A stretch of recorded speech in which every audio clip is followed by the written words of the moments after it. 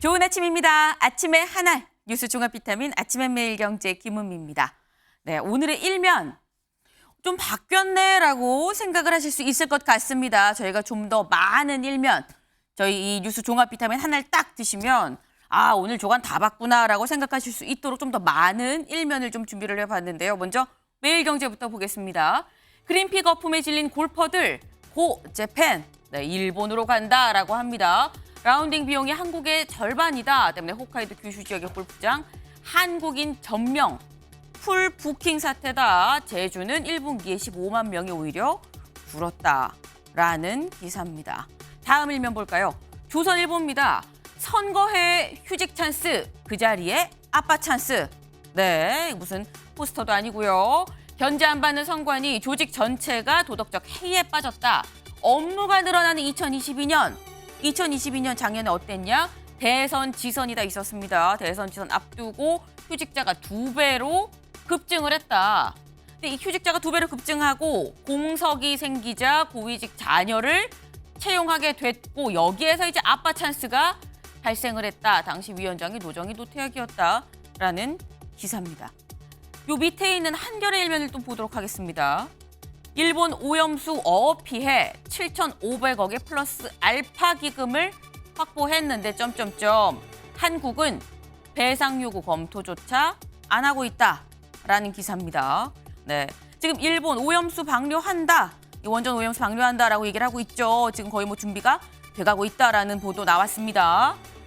그런데 일본 괜찮다고 하지만 어쨌거나 수산업 이입을 피해 전방위적으로 좀 지원을 하겠다라는 입장으로 지금 도쿄전력이 기한을 안 두고 배상을 하겠다 입장을 밝혔고요. 지금 이 7,500억의 플러스 알파 기금을 확보를 한 상태인데 우리나라 정부는 예산 1,000억을 늘릴 뿐 수산물 안전 관리를 하겠다라는 말만 되풀이하고 있다라는 그런 기사입니다. 다음 일면 볼까요? 동아일보입니다. 시도교육청 교부금 97건, 네, 지방교육재정 교부금 282억이 위법, 편법으로 사용이 됐다라는 그런 기사입니다. 네, 지금 심야 시간에 치킨, 술을 구매하는 데 지출을 하기도 하고요. 정부는 환수 조치, 수사 의뢰를 검토한다. 이 교부금이 굉장히 규모가 큽니다. 학생 수는 줄지만 어쨌거나 경제 규모가 커지면서 같이 교부금이 늘어서 올해 교부금이 한 75조 정도로 예상이 되고 있는데 위법 편법이 있다라는 그런 보도입니다. 다음 일면 보겠습니다. 한국일보입니다. 장마 오는데 곧 장마입니다. 이제 6월. 다시 차오르는 반지하 공포입니다. 작년 침수 피해 입었던 관악구 신림동에 한국일보가 직접 가봤다고 합니다. 기록적 폭우에 일가 3명이 숨졌던 바로 그곳.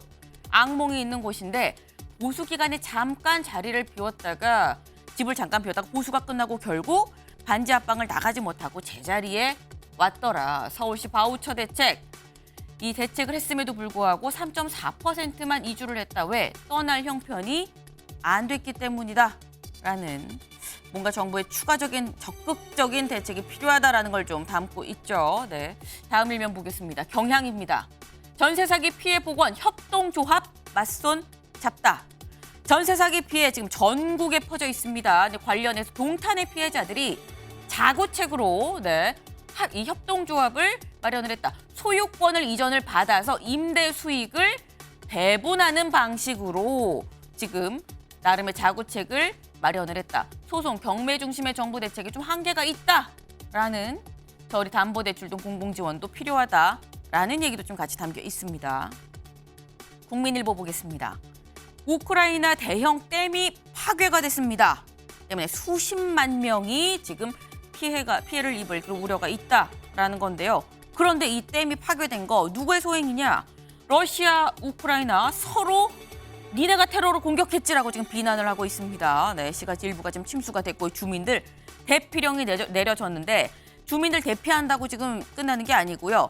자포리자 원전에 냉각수를 공급하는 바로 그 물이 있는 그 댐입니다. 때문에 이 냉각수를 공급하는데 좀 비상이 걸렸다라는 얘기. 다음 일면 보겠습니다. 마지막 일면입니다. 중앙일보. 의무병 택하는 의대생들 공보위보다 현역으로 가겠다. 공포가 75%라고 합니다. 네, 지금 공보위가 뭐냐? 그러니까 군의관을 옆에서 보조하는 사실상 현역입니다. 그냥 공보위가 아니라 이 일반 현역병으로 가겠다. 공보위는 37개월을 하게 되죠. 근데 일반 병은 그렇지 않다 때문에 기간이 너무 길다 보니까 지원을 오히려 꺼린다. 네. 공보위에 대한 뭔가 추가적인 처우가 더 나아져야 되는 거 아니냐라는 얘기를 또 담고 있습니다. 오늘의 일면, 오늘은 8개나 봤습니다. 네, 이제 사진 기사 볼까요? 오늘의 사진은 이겁니다. 어제 현충일이었죠. 지금 보시는 이 사진, 이 서울 국립현충원의 위패 봉안소의 지금 모습입니다. 영원히 기억될 대한민국의 영웅들. 네, 이분들이 있었기 때문에 지금의 대한민국이 있다. 잊혀질 수 없는 이름이고 잊혀져서도 안 되는 이름들입니다. 네, 다시 한번 감사의 이 우리 호국 영령들의 명복을 빌면서 감사의 뜻도 기려봅니다. 아침에 매일경제 뉴스 종합 비타민 TV를 보시면서요. 또 궁금한 점은 유튜브 댓글로 남겨주시면 저희가 같이 얘기를 나눠보도록 해보겠습니다. 오늘 함께해 주실 분들 소개합니다. 안녕하세요. 네, 반갑습니다. 안녕하세요. 네, 첫 번째 키워드 무리수입니다. 네, 무리수. 기사 같이 볼까요? 이재명 혁신 첫 스텝이 인사 참사. 비명 대표 사퇴해야 라는 얘기가 나옵니다. 혁신 첫 스텝이 인사 참사다. 이게 대체 무슨 얘기냐? 지난 금요일 이 민주당의 혁신위원장 대체 누가 올 것이냐 했는데 인선이 발표가 됐습니다. 네, 저희가 지금 타임라인으로 좀 준비를 해봤는데요. 같이 볼까요? 네, 금요일 오전 9시 30분에 당 혁신위원장 임명이 발표가 됐습니다. 그랬는데 이 혁신위원장이 천안함 자폭 등등의 어떤 논란이 될 수 있는 발언을 했다라는 보도가 나왔고요. 이 이래경 혁신위원장, 이 원인 불명이라는 게 내 입장이다라고 얘기를 했습니다. 이재명 대표 논란의 발언을 나는 몰랐다라고 얘기를 했고 비명계 의원들은 철회하라라는 목소리가 계속 나왔는데 이어서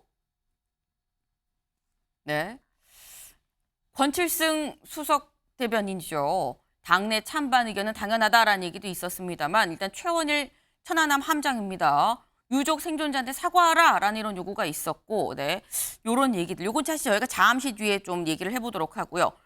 결론적으로 오후 6시 55분, 오전 9시 반에 인선이 됐다라고 임명이 됐다고 발표를 했는데 오후 6시 55분 한 9시간 반 정도 뒤에 결국 마녀 사냥식 정쟁이 유감이다라는 입장을 밝히고 사의를 표했습니다. 네, 이 많은 일들이 다 지금 하루 만에 9시간여 만에 일어난 일입니다. 때문에 아까 다시 중앙일보 볼까요? 네, 혁신 첫 스텝이 혁신위원장 임명이었었죠. 인선이었습니다. 근데 첫 스텝이 인사 참사다라는 얘기가 나왔습니다. 네, 이상식 실장님.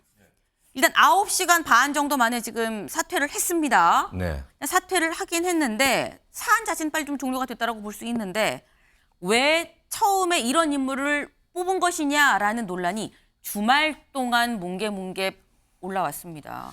제가 보건대는 우리 이재명 대표께서 이제 혁신이라는 기구를 이제 만들어 가지고 위기를 돌파하려고 하시는 와중에 자신의 어떤 생각을 너무 지나치게 관철하시려고 하다 보니까 이런 무리수를 두지 않았나 저는 이렇게 자신의 의지를 관철하기 위해서 이게 사실은 다른 이게 천안함 자폭 논란에 묻혀서 그렇지 사실 저는 이내기 혁신위원장 선정에 또 다른 문제점이 사실 가려진 다른 문제점이 여러 가지가 있다고 보거든요. 우선에 이제 정치력이 검증이 안 되신 분이고 이분이 또 이 대표와 지나치게 친한 인물이라고 이제 지목이 되고 있고 또한 이 과정에서 충분한 당내 소통과 논의가 없었다. 이게 저는 더 이제 더 본질적인 문제라고 보고 있거든요. 그래서 이 모든 것이 이재명 대표가 어떤 혁신이라는 그런 걸 추진하면서 자신의 어떤 관점이나 의지를 관철하려고 하는 데서 비롯됐다. 저는 이렇게 보고 있습니다. 이재정 의원님. 네. 지금 옆에 이상식 실장님 말씀이 일단 뭐 여러 가지 문제가 있지만 이재명 대표가 자신의 의지를 좀 관철을 하려다가 뭔가 좀 무리수를 뒀다라는 말씀을 하셨는데 어떻게 보세요? 저한테는 좀 다른 결의 말씀을 들으실 것 같은데요. 네. 저는 근본적으로 여당이든 야당이든 당이 어려울 때 혁신위 방식으로 이렇게 돌파구를 마련하는 게 과연 온당한가? 아, 혁신위 지금 시대에 자체가? 맞는가라는 생각이 있습니다. 저희 당도 경험이 있습니다. 물론 성공적이라고 평가하긴 하지만 네. 김상곤 교육감 당시의 혁신안들이 근본적으로는 정치를 모른 채 여러 가지 혁신안들을 내면서 네. 전체적인 실현 과정에서 좀 조율이 필요했던 지점들이 굉장히 많았습니다. 특히 네. 정치 혐오에 기반한 것들은 정치의 성장을 가져오느냐보다는 발목을 잡는 경우도 굉장히 많았거든요. 저는 이제는 새로운 사람을 데려다가 정치가 혁신됐다라고 얘기하는 데는 국민도 더 이상 속지 않거든요. 당이 가진 자산을 그대로 해서 그 안에서 뭐 시쳇말로 찌지고 볶든 간에 그 안에서 성장 가능한 방식으로 다음 대안을 마련하는 것. 네. 그리고 근본적으로는 전대 과정에서 선출된 대표의 정당성을 기반으로 해서 그럼에도 불구하고 혁신할 수 있는 안을 마련해가는 게 네. 사실은 더 민주적이고 온당하다는 생각입니다. 근데 그런 말씀은 혁신위로 뭔가 혁신을 해서 당에 지금 어려움을 타개하는 것, 혁신이 자체에 대해서 좀 부정적인 네. 그런 말씀이에요. 그렇기 때문에 사실상 어떤 식으로 해도 예정된 어떤 방식으로든 검증이 현미경식으로 철저할 수밖에 없었고 사실은 혁신의 적임자인가 아닌가를 찾아야 되는데 네. 그 혁신위원장의 모든 경력부터 시작해서 모든 것들이 검증의 대상이 될 수밖에 없는 그런 형국을 만든 거거든요. 사실 이내경 혁신위원장만 하더라도 우리 권위주의 정부에서 본인의 삶을 던져가면서 네. 또 역사의 발전에 기여하신 바도 있고 네. 또 천안함이라든지 몇 가지 지금 문제되는 발언 같은 경우도 네. 우리 대한민국에서 갑론의박이 있었던 그 당시의 본인의 발언들입니다. 네. 그 취지보다는 그 발언에 드러난 현상에 보다 천착돼서 평가받을 수 없고 그런 자리로 또다시 대표를 뽑는 것에 거의 버금가는 방식의 검증을 받는 게 과연 이 정치권에서 이런 게 쳇바퀴적으로 반복되는 게 온당한가라는 생각이 저는 여전히 의문이 있고요. 그리고 좀 안타깝습니다. 네. 그런 측면에서는요. 현미경 검증으로 혁신위원장을 지금 들여다봐야 되는 그런 상황까지 만들어 온 요 상황 자체가 좀 이 사실상 이 바람직한 방법이라고 보지 않는다라는 말씀이셨는데 일단 임명을 했고요. 그랬는데 보니까 논란이 되는 발언이 있었습니다. 그리고 그래서 사퇴를 했습니다. 지금 뭐 말씀 중에 뭐 여러 가지 좀 안타까운 점들을 말씀을 주셨는데 기자들은 어떤 생각을 했느냐? 한국일보 좀 보겠습니다. 네. 10분만 검색하면 나오는데 내상 커진 이재명 리더십. 여기 좀 기사를 좀 보겠습니다. 기자들은 이랬습니다. 이재명 더불어민주당 대표가 지난 5일 최고위에서 혁신위원장 인선을 발표하기 10분 전 당대표실은 기자들한테 이래경 전 혁신위원장의 프로필을 배포를 했습니다. 근데 기자들한테 생소한 인물이었기 때문에 곧장 기자들은 언론 기사 일단 SNS를 통해서 누군지부터 좀 검색을 했는데요. 그런데 그의 SNS엔 천안함 자폭설이나 코로나19의 미국 유래설, 미 정보당국의 한국 대선 개입설 등 음모론적 주장으로 가득했다. 이 대표의 공식 발표 전부터 기자실이 술렁였던 이유였다라는 겁니다. 기자들은 사실 이래경 혁신위원장이 임명이 될 거라고는 발표 10분 전에 알았습니다. 10분 전에 이 관련 프로필을 쭉 받아서 누구지? 모르는 사람이나 하고 일단 검색을 먼저 해보는 거죠. 구글링을 먼저 해봤는데 근데 논란이 되는 발언들이 SNS에 상당수 있었다라는 겁니다. 근데 김병민 최고님, 네. 뭐 사실 이런 부분에 있어서는 여야가 사실 뭐 같은 일일 수 있기 때문에 10분 검색하면 나오는데 왜 몰랐느냐. SNS를 인선할 때 보지 않나요? 당연한 일이죠. 그러니까 아주 작은 단위의 인선을 하게 될 때에도 그가 과거에 했던 행적들, 특히 SNS의 발언들은 지금 현재 미치는 정치권의 영향이 클 수밖에 없기 때문에 기본적인 검증 과정일 겁니다. 그리고 지금은 과거에 있었던 막말들이 쏟아져 나오지만 누가 뭐래도 이재명 대표가 가장 어려웠던 시기 이재명 대표 지키기에 활동했던 인사이기 때문에 이런 인사가 혁신위원장이 되게 되면 정치적으로 어려움을 겪고 있는 이재명 대표의 힘을 실으려고 하는구나라고 지켜볼 수밖에 없을 텐데 그런 각종 논란이 예상됨에도 불구하고 정면 돌파를 택하려고 했던 이유는 이 정도 되는 사람이 나와서 혁신위를 맡고 이재명 대표를 위한 민주당 내의 역할들을 해야만 하는 그런 어려운 상황에 이재명 대표가 놓인 것은 아닌가 생각될 수밖에 없는 것이겠죠. 일단은 한 9시간 정도 만에 혁신위원장 사태가 완전히 일단락이 지어졌기 때문에 네. 지금까지 이제 모든 책임은 다 이재명 대표에게 다시 돌아가게 됐고 현재로서는 이재명 대표가 말을 아끼고 있지만 민주당 내에서부터 책임론이 불거져 나오는 만큼 여기에 대해서는 그냥 적당히 어물쩍 넘어가기는 매우 어려운 위치에 놓여져 있다고 생각합니다. 네, 지금 이재명 대표의 책임론이 나올 수밖에 없지 않겠느냐 9시간 만에 지금 이 결국 사퇴하는 상황이 됐기 때문에 근데 왜 이거를 꼭 이재명 대표 한 명한테 얘기를 하느냐라고 생각하실 수도 있을 것 같은데요. 다음 기사를 좀 보겠습니다. 이재명, 이래경 임명 전날 저녁에 지도부에 일방적으로 통보를 했다. 이 얘기는 이재명 대표가 직접 굉장히 의중을 갖고 픽업을 한 거 픽을 한 거 아니냐라는 지금 그런 얘기를 좀 담고 그런 뉘앙스를 좀 담고 있습니다. 일요일에 최고위를 여는 건 좀 이례적입니다. 일요일에 비공개 최고위를 저녁에 열어서 함세용 등 원로들이 추천을 했다라고 이제 내정을 했다. 지도부 일부는 독단적 리더십이라고 좀 불만을 갖고 있다라는 건데 유상범 의원님. 네. 뭐 최고위에도 다 참석을 하시고 네. 그러니까 아실 것 같아요. 근데 저녁에 그냥 전날 저녁에 발표는 이 오전 9시 30분이었습니다만 전날 저녁에 지도부도 사실 모르고 있다가 전날 저녁에 한 거거든요. 네. 근데 이렇게 하냐? 그러니까 당에서 올릴 때 3배수 뭐 몇 배수 올려서 그 안에서 좀 논의를 하거나 이러진 않나요? 보통 중요한 인물, 특히 혁신위원장은 사실상 지금 비대위원장의 버금가는 역할을 하는 자리입니다. 그렇다면은 이건 굉장히 최고위원들 간에 어떤 긴밀한 논의가 필요하죠. 하다못해 저희 부대변인들 이런 걸 선정할 때도 사전에 상의를 하는 과정을 딱 거칩니다. 네. 그럼에도 불구하고 일방적으로 결정했다는 얘기는 결국 이재명 대표가 현재 가지고 있는 상황에 부합하는 사람을 찾다 보니까 이와 같은 절차를 거치지 않았나. 네. 즉 이재명 대표가 현재 사법 리스크로 굉장히 당대표 지위가 불안한 상태에 있고요. 혁신위원장도 본인이 어떤 돌파구를 마련하기 위해서 자발적으로 한 게 아니라 비명계의 강한 요구에 의해서 사실은 우여곡절 그때 혁신위원을 출범하기로 했고 정권을 위임하기로 했습니다. 그럼 이 상황에서 혁신위원장의 결국 이재명 대표의 영향력을 그대로 유지할 수 있는 그런 사람을 받아야 된다는 생각에 본인이 다른 사람과 상의를 안 하고 결국은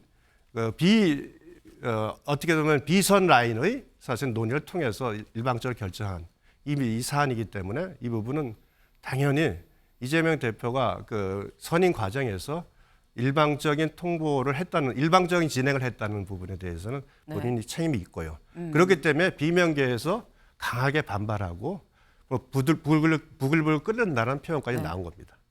이재정 의원님. 일단 요 내용을 보면은 뭐 함세용 등 원로들이 추천을 했다라고 얘기를 한 것 같아요. 근데 원로들의 추천이 있긴 합니다만 일단 전날 저녁에 일방 통보를 하고 다음날 아침에 바로 발표를 한 건 분명 뭔가 논의가 좀 무르익지 않은 상태에서 좀 섣부르게 나온 것 같다라는 생각이 들거든요. 네, 그 지점엔 저도 동의합니다.